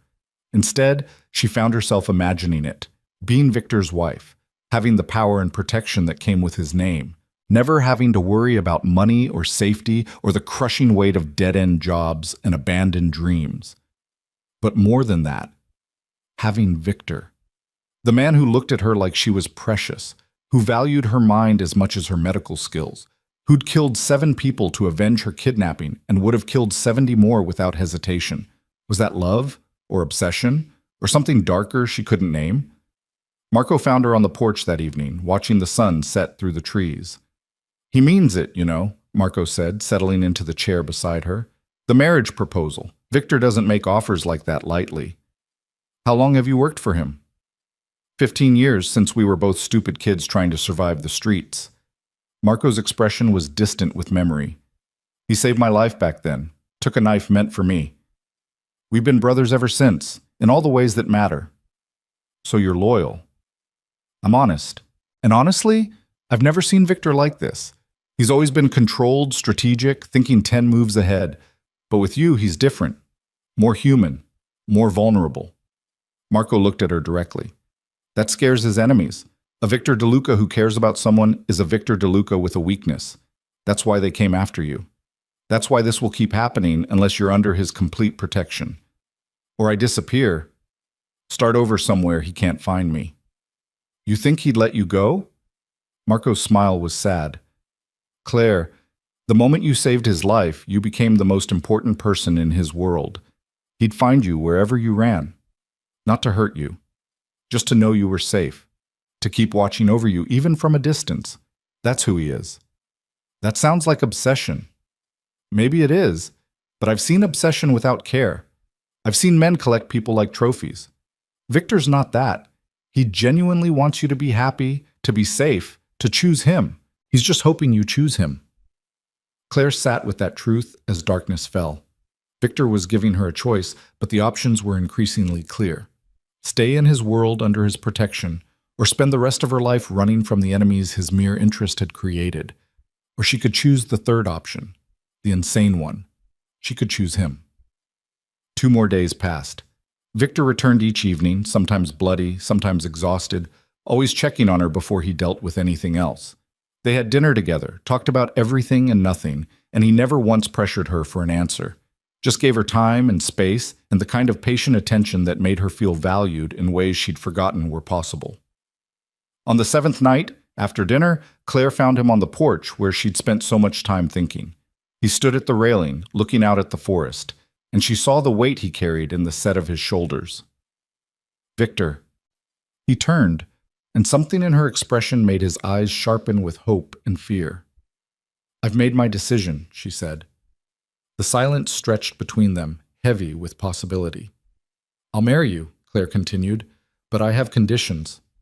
Relief flooded his features. Name them. First, I want to go back to medicine, not as a surgeon. I don't think I can face that again. But maybe emergency medicine, field work, something where I can use my training. I need purpose beyond being Mrs. DeLuca. Done. I'll make calls tomorrow. Any hospital in the city will take you. Second, I want honesty. Always. I know your business requires secrets, but between us, I need truth. If you're in danger, if something threatens us, I need to know. You'll know everything that affects you. Some things I'll have to keep back for your own protection, but I'll never lie to you. You have my word. Third, she moved closer, heart pounding. If I'm doing this, if I'm stepping into your world and taking your name, then this has to be real. Not just protection, not just strategy. I need to know you want me for more than just the debt you think you owe. Victor closed the distance between them, his hands gentle on her waist. Claire, I stopped thinking about debt the moment you argued with me on my terrace, instead of agreeing to everything I said. I stopped thinking about gratitude when you told me to sit down because I was in pain. What I feel for you, He paused, searching for words. It's not something I have experience with, but it's real. It's powerful. And it terrifies me almost as much as losing you does. I'm scared too, she admitted. I'm choosing a life I don't fully understand with a man I've known for barely a month. Everything rational says this is insane. Then why say yes? Because when those men were shooting at me, when I was terrified and alone, the only thing I could think was that I wanted to hear your voice one more time. Because when you walked through that warehouse door to save me, I'd never felt safer in my life, even though you'd just killed people to reach me. Because, her voice broke. Because for the first time since I walked away from medicine, I feel like I'm choosing something instead of running away. Victor's kiss was gentle, reverent, nothing like the dangerous man his enemies feared. His lips moved against hers with a tenderness that made tears prick her eyes, and when he pulled back, his forehead rested against hers. I'll spend the rest of my life making sure you never regret this choice, he promised. I'll protect you, cherish you, give you everything I have to give. You'll never be alone again, Claire. Never be afraid. I swear it. She believed him. Against all logic and reason, she believed every word. The wedding happened fast.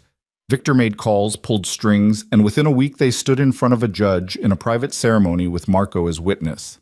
Claire wore a simple white dress that probably cost more than her entire previous wardrobe, and Victor wore a suit that made him look dangerous and elegant in equal measure. When the judge pronounced them married and Victor kissed her, Claire felt the world shift. She was Claire DeLuca now, protected, powerful, permanently bound to the most dangerous man in New York, and she'd made that choice with her eyes wide open. The reception was small, just Victor's inner circle and a few carefully selected allies. Claire recognized the weight of the moment in how these hardened criminals looked at her. She wasn't just Victor's wife. She was someone they'd die to protect, because Victor would burn their world down if they failed. Later, in the penthouse that was now her home, Victor pulled her close on the terrace where they'd first really talked. Any regrets? He asked. Claire looked out at the city lights, at the kingdom she'd just become queen of through marriage to its most dangerous prince. Ask me in 50 years. I'm planning to. His arms tightened around her waist. I'm planning to give you 50 years and then 50 more. Growing old together, building something beyond the violence. Maybe even having a family, if you want that. The thought of children, of bringing innocent lives into this dangerous world, should have terrified her. Instead, she imagined a future where Victor's ruthlessness was tempered by love, where his empire became something better because she was there to challenge him. I want that, she said. All of it. The future, the family, the life we build together. Then that's what we'll have. Victor turned her in his arms, and his expression was fierce with promise. I love you, Claire. I don't know if I've said it plainly enough, but I love you with everything I am. You're my second chance, my redemption, the best thing I never knew I needed. I love you too. The words felt right, true, despite how impossible this all was. My dangerous, complicated, overwhelming husband. He laughed, the sound rich and genuine. Your husband. I'm still getting used to that. They kissed under the New York stars. Two people who'd found each other in blood and chaos and built something real from the wreckage. It wasn't a fairy tale. It wasn't clean or simple or safe, but it was theirs. In the weeks that followed, Claire settled into her new life with surprising ease. She started working at a private emergency clinic that served the city's most vulnerable populations, the same people the hospitals turned away. Victor funded it quietly, and Claire never asked where the money came from. Some questions were better left unspoken. She learned the rhythms of Victor's world, the late-night phone calls that meant trouble, the days when he came home with blood on his clothes and violence in his eyes. She learned to be as calm in the storm, the safe harbor he returned to when the darkness threatened to consume him. And Victor learned to let her in, to share the burden of his choices, to trust that she was strong enough to handle the truth of his life. They built something together in those months, not just a marriage, but a partnership. Claire's medical expertise became valuable in unexpected ways. She treated gunshot wounds for Victor's men, consulted on security protocols, even helped negotiate a truce with a rival family by pointing out the medical costs of continued warfare. She was more than Victor DeLuca's wife. She was becoming a power in her own right. 6 months after their wedding, Claire stood in the bathroom of their penthouse, staring at the positive pregnancy test in her shaking hands. They talked about children, planned for them eventually, but eventually had just become now, ready or not. She found Victor in his office, reviewing reports with Marco. Both men looked up as she entered, and whatever they saw on her face made Marco excuse himself immediately. "What's wrong?" Victor was around the desk in seconds, hands on her shoulders. "Claire, talk to me." She held up the test, unable to form words. Victor stared at it for a long moment. Then his eyes met hers, and what she saw there took her breath away. Joy, fierce and unguarded, mixed with terror and wonder. "We're having a baby," he whispered. "We're having a baby," she confirmed. He pulled her into his arms, holding her like she was made of glass. "I'm going to be a father." "You're going to be a father," Claire laughed through sudden tears. "Are you happy? Scared? Both?"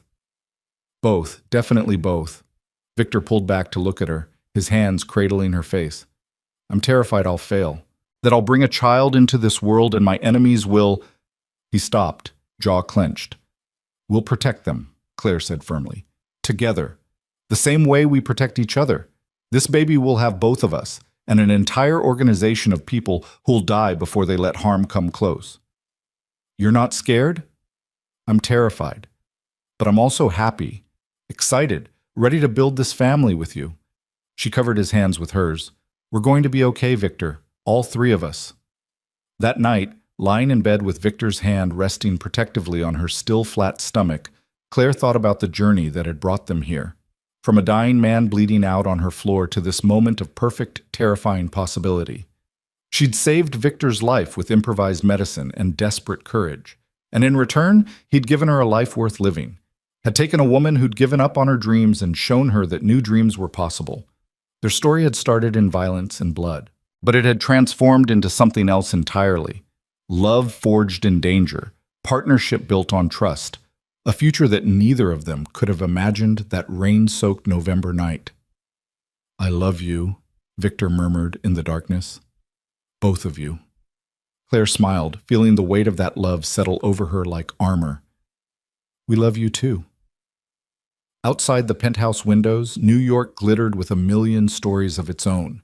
But theirs was the one that mattered. A crime lord and the doctor who saved him, building an empire not of fear, but of something far more dangerous. Hope. And as Claire drifted toward sleep in her husband's arms, carrying their child and wrapped in the protection of his fierce devotion, she knew with absolute certainty that she'd made the right choice. One desperate act of mercy had saved a dying man. And in doing so, it had saved her too. The pregnancy changed everything and nothing at the same time. Victor became impossibly more protective, stationing additional security outside every room Claire entered, personally vetting everyone who came within 50 feet of her. It should have been suffocating, but Claire understood the terror driving it. Their child represented both their greatest joy and their most vulnerable point, and in Victor's world, vulnerability was a death sentence. She was 4 months along when the real threat emerged. Claire was at the emergency clinic, treating a teenager with a knife wound, when Marco appeared in the doorway with an expression that made her blood run cold. He waited until she'd finished stitching before approaching. "We need to leave. Now." "What's happened?" "Victor's former partner, Dominic Castellano. He's back in New York, and he's made it clear he knows about the baby." Marco's hand was already on her elbow, guiding her toward the exit. "Victor wants you at the penthouse immediately." The drive through Manhattan felt endless. Marco explained in clipped sentences. Dominic Castellano had been Victor's closest ally 5 years ago, until a disagreement over territory had turned violent. Victor had forced him out of New York, but the exile had clearly ended. And Dominic's first move back into the city was targeting Victor's pregnant wife. Victor was pacing the penthouse when they arrived, his phone pressed to his ear, barking orders in Italian. When he saw Claire, relief flooded his features and he crossed the room in 3 strides, pulling her against him. "You're okay," he murmured into her hair. "Thank God you're okay." "Victor, what's going on?" Marco said something about Dominic Castellano. "Sit down." Victor guided her to the couch, his hands trembling slightly. "I need to tell you something I should have told you months ago." Claire's stomach knotted with dread. "What?" Dominic and I built this empire together. We were brothers, partners, equals, but 5 years ago I discovered he was trafficking children. Victor's voice went cold and flat. Running underage girls through the port, selling them to the highest bidder. When I confronted him, he laughed, said it was just business, that I was getting soft. What did you do? I gave him a choice: leave New York permanently and dismantle his trafficking operation, or I'd kill him and everyone in his organization. Victor's jaw clenched. He chose exile, but he swore he'd come back someday and take everything I loved. I didn't think... He stopped, looking at her stomach. I never imagined I'd have something this precious to lose. Claire processed this, her hand instinctively covering her belly. He's coming after the baby. He's coming after both of you. My sources say he's already made contact with the Bratva, the Yakuza, every organization with a grudge against me. He's building an alliance specifically to destroy my family. Victor knelt in front of her, his hands covering hers. I won't let him touch you, either of you, but Claire, this is going to get ugly. Very ugly. Then we fight. The words came out stronger than she felt. We protect our family. You shouldn't have to fight. You should be safe, preparing for our baby, living without this constant threat. The anguish in Victor's voice broke her heart. I've brought you into a war. No. Claire tilted his face up to meet her eyes. We're in this war together. That's what partnership means. You don't carry this alone anymore, Victor. We figure it out together. He kissed her palm, and she felt the dampness of tears against her skin. I don't deserve you. Too late. You're stuck with me. She tried to smile. So what's our plan? Over the next week, the penthouse became a fortress and a war room. Victor's inner circle gathered daily, mapping Dominic's movements, identifying his allies, planning countermoves. Claire participated in every meeting, her medical knowledge proving valuable in unexpected ways. She pointed out the vulnerabilities in Dominic's supply chains, suggested non-lethal tactics that would fracture his alliances, and gradually earned the respect of men who'd initially seen her as just Victor's protected wife. But respect didn't stop the attacks. The first attempt came during a routine doctor's appointment. Claire was in the examination room when gunfire erupted in the waiting area. Victor's security team responded immediately, eliminating the threat before it reached her, but the message was clear. Nowhere was truly safe. The second attempt was more sophisticated. A car bomb outside the emergency clinic, timed to detonate when Claire arrived for her shift. Only Marco's paranoia about checking vehicles saved her life. After the third attempt, poison in the penthouse's food delivery that Victor's taster caught, Claire saw the toll it was taking on her husband.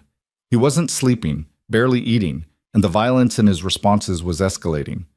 3 rival operations had been completely destroyed in retaliation, and the body count was rising daily. She found him on the terrace late one night, staring out at the city with dead eyes. This has to stop, she said quietly. I know. I'm handling it. By killing everyone tangentially connected to Dominic? That's not handling it, Victor. That's losing control. She moved to stand beside him. You're becoming the thing you hate about this life. What choice do I have? His voice was raw. Every moment you're out there, you're at risk. Every second our baby exists, Dominic is plotting how to take that away from me. How am I supposed to stay calm when everything that matters is under threat? By being smarter than him. By remembering that you're not just a killer, you're a strategist. You forced him into exile once. You can do it again. He's different now, more desperate, more connected. He's learned from his mistakes. Victor turned to her, and she saw the fear beneath the fury. I'm terrified, Claire. Absolutely terrified that I'm going to fail you, that one of these attempts will succeed, and I'll lose you both. Claire took his hands, placing them on her swollen belly, where their baby was growing stronger every day.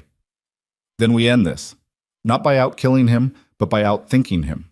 You've told me Dominic's weakness is his ego, his need to prove he's your equal, so we use that. What are you suggesting? A meeting. You, him, neutral ground. No weapons, no backup. Just 2 former partners settling accounts. She saw Victor start to object and pressed on. He won't be able to resist. His entire return is built on proving he's not afraid of you. If you offer him a face-to-face confrontation, he'll take it. And then what? I can't kill him if it's a neutral meeting. The organizations brokering the truce would see that as betrayal, and I'd have a bigger war on my hands. You don't kill him. You offer him something he wants more than revenge. Victor studied her face. You have a plan. I have the beginning of one. But I need to know something first. Claire met his eyes steadily. How much of your empire would you give up to keep us safe? Really safe. Not just protected by violence, but actually removed from this world. The question hung between them, heavy with implications. All of it, Victor said finally. Every territory, every operation, every dollar. If it meant you and our child could live without fear, I'd walk away from everything. Then that's what we offer Dominic, not exile this time, succession. You step back, hand over the legitimate parts of the empire to trusted people, and Dominic gets the crown he's always wanted. Victor DeLuca, the legendary crime lord, retires to protect his family. Dominic Castellano becomes the new king of New York. Claire watched understanding dawn in Victor's expression. His ego gets fed. His revenge becomes unnecessary because he's proven himself superior by making you back down, and we get to walk away with our lives. He'll never believe I'd actually do it. Then we make him believe it. We show weakness, vulnerability. We let him think the pregnancy has made you soft, that you're choosing family over power, everything he's already accused you of becoming. She squeezed his hands. The truth is, you are choosing family over power. We're just making it work for us instead of against us. Victor was silent for a long moment, processing. Then he started to laugh, the sound bitter and amazed. You're brilliant, absolutely brilliant. Turn my greatest vulnerability into the weapon that ends this. Is it crazy? Completely. He pulled her close, careful of her belly.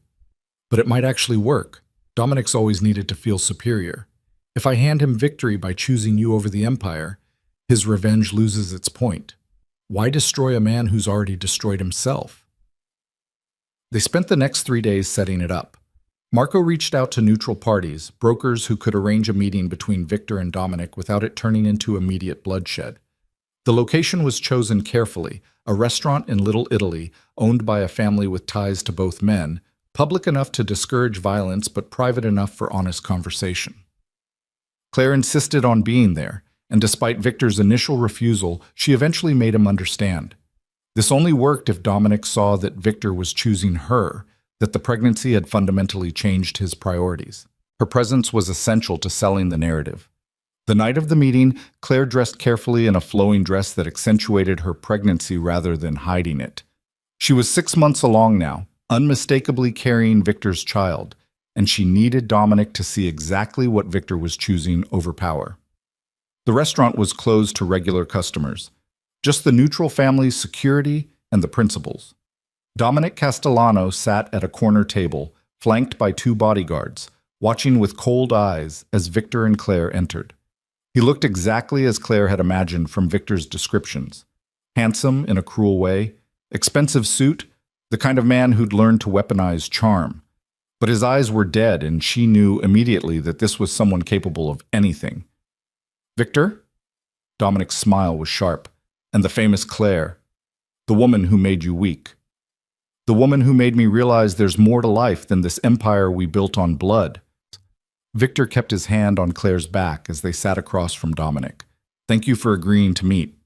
I was curious. The great Victor DeLuca, requesting a sit-down after trying to kill half my organization. Dominic's gaze flicked to Claire's belly. Fatherhood has made you sentimental. It's made me reassess my priorities. Victor leaned back, projecting calm control. You wanted revenge for what I did 5 years ago. Wanted to prove you were my equal, maybe my superior. I'm here to give you that. Dominic's eyes narrowed. I'm listening. I'm stepping back, retiring from active operations to focus on my family. The territories I control, the operations, the connections. I'm distributing them among my lieutenants. But the crown, the reputation, the fear that comes with the DeLuca name, well, Victor paused. That's up for grabs. You want it? It's yours. All you have to do is leave my family alone. The silence that followed was deafening. Dominic stared at Victor like he'd spoken a foreign language. You're serious, Dominic said finally. You'd actually walk away. I already am walking away. The question is whether you accept victory gracefully or force me to salt the earth on my way out. Victor's voice hardened. I'll be honest with you, Dominic. If you push this, if you keep targeting Claire and my child, I won't just fight you. I'll destroy everything. Your allies, your operations, every person who's ever helped you. I'll burn it all down and salt the earth so thoroughly that your name becomes a cautionary tale. You'll get your revenge, but you'll get nothing else. No empire, no respect, just mutual annihilation.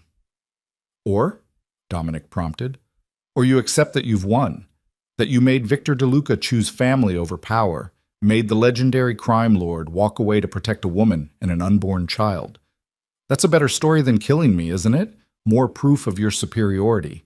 I couldn't do what you did, put business over everything. You were right 5 years ago. I got soft.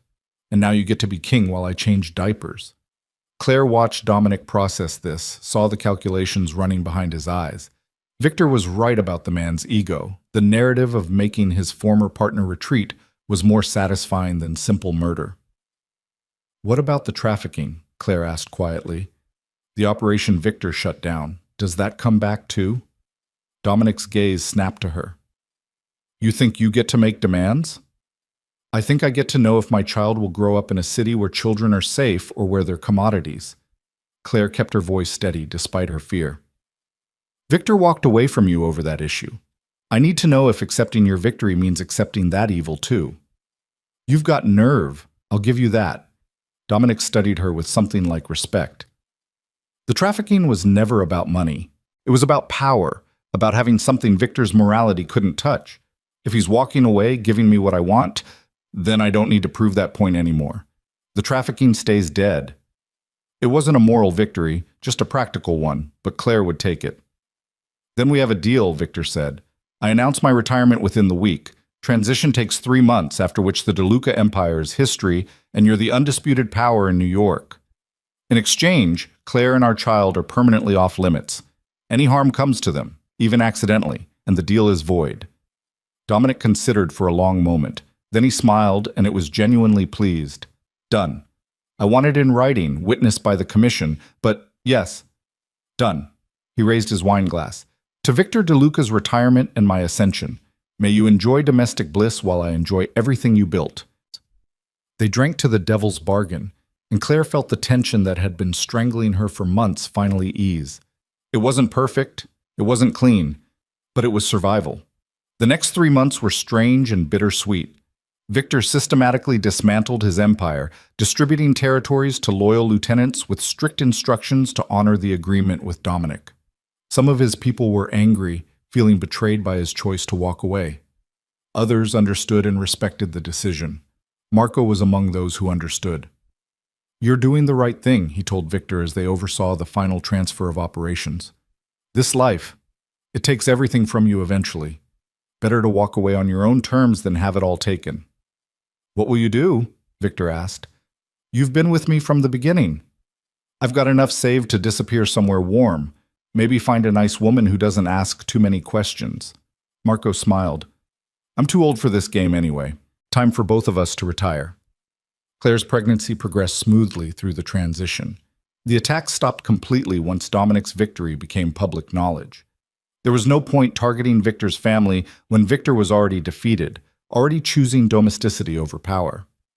She gave birth on a sunny spring morning, 3 weeks after Victor's complete withdrawal from operations became official. Their daughter came into the world healthy and perfect, with her father's dark eyes and her mother's determined expression. They named her Sophia, after Victor's mother, and watching Victor hold their tiny daughter for the first time, Claire knew they'd made the right choice. This man, dangerous, complicated, reformed, was meant to be a father, was meant for this peaceful life they'd bought with his empire. The penthouse became a home instead of a fortress. Victor still had security, still maintained enough connections to ensure their safety, but the daily violence ceased. He started a legitimate security consulting firm, using his expertise to help protect others without the criminal enterprise. Claire returned to emergency medicine part-time, balancing her career with motherhood. It wasn't the life either of them had imagined, but it was theirs, and it was good. On Sophia's first birthday, they held a small celebration in the penthouse. Just Marco, who'd returned from retirement to be Godfather, and a few trusted friends. Claire stood on the terrace watching Victor teach their daughter to blow out her birthday candle and felt a contentment she'd never thought possible. "Any regrets?" Marco asked, appearing beside her with champagne. "Not a single one," Claire smiled. "You?" "Just that I didn't get to shoot Dominic when I had the chance." But he was grinning.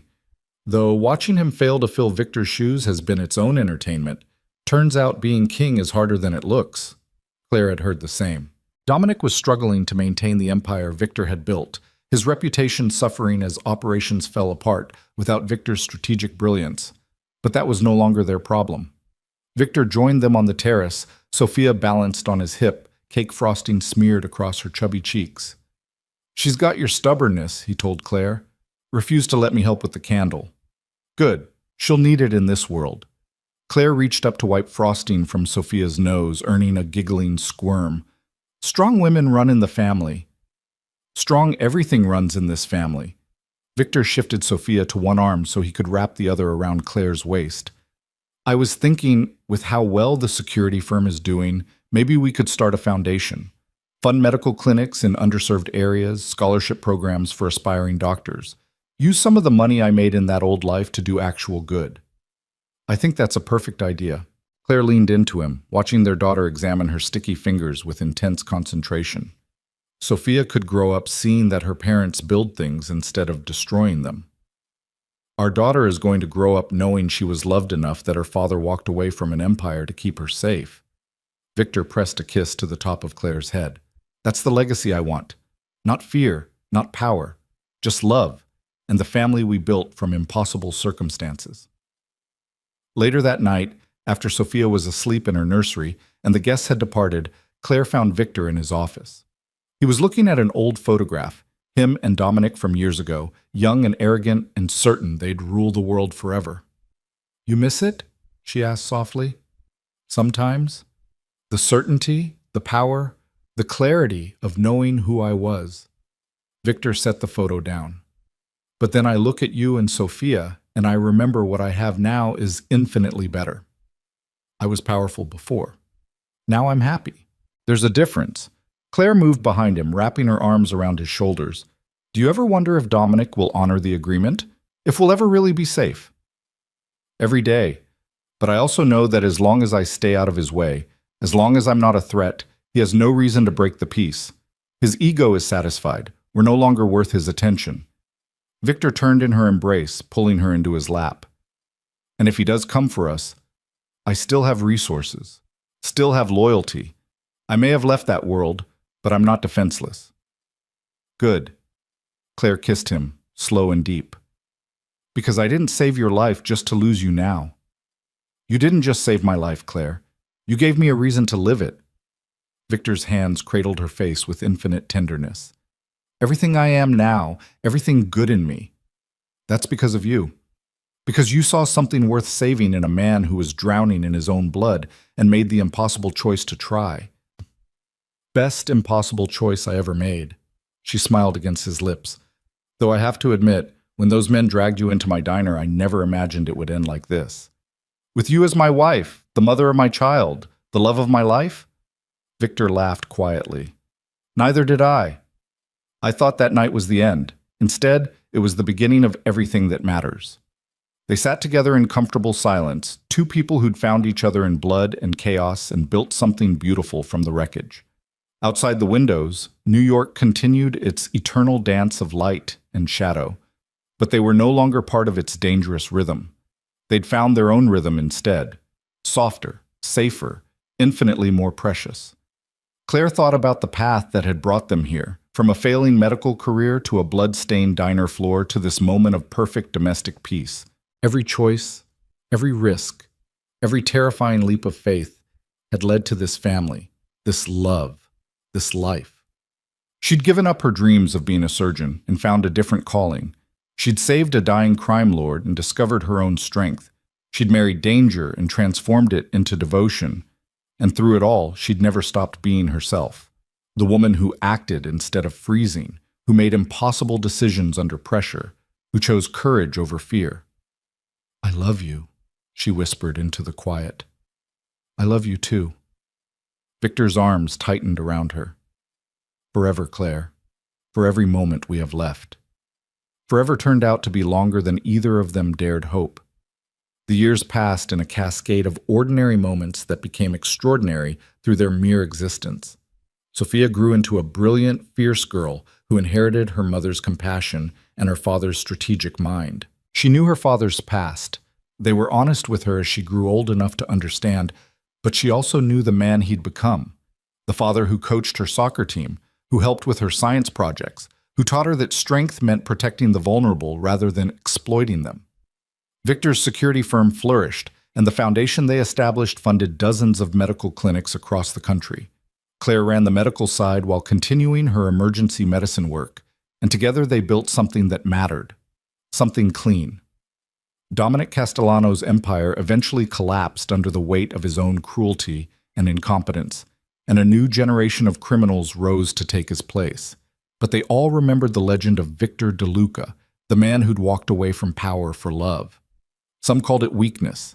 Others, particularly those who'd survived long enough to see the end of their own stories, called it wisdom.